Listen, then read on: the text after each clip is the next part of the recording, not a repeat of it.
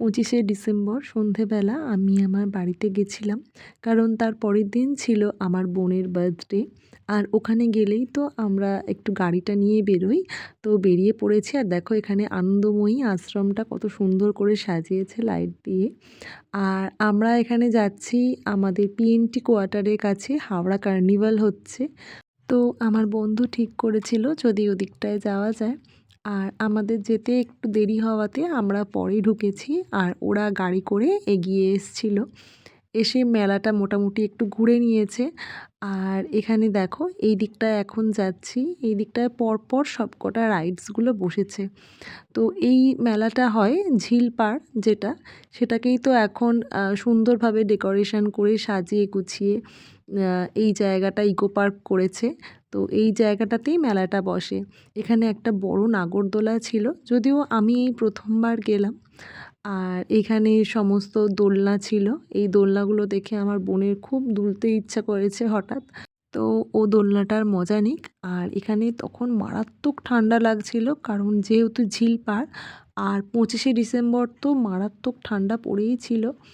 তো এইখানটা খুব হাওয়া চালাচ্ছিল আর কি। এবার ও দুলছে দেখে আমার বন্ধুরও খুব ইচ্ছা করলো। তো দেখো ও বসে পড়েছে দোলার জন্য। তো এরা দুজন দুলছিল আর আমরা কিছুক্ষণ দাঁড়িয়েছিলাম। এরপর মেলাটার আরেকটা সাইডে যাব, যেখানে কিছু দোকানপাট বসেছে। আর এই রাস্তাটা পুরোটাই লাইট দিয়ে সাজানো।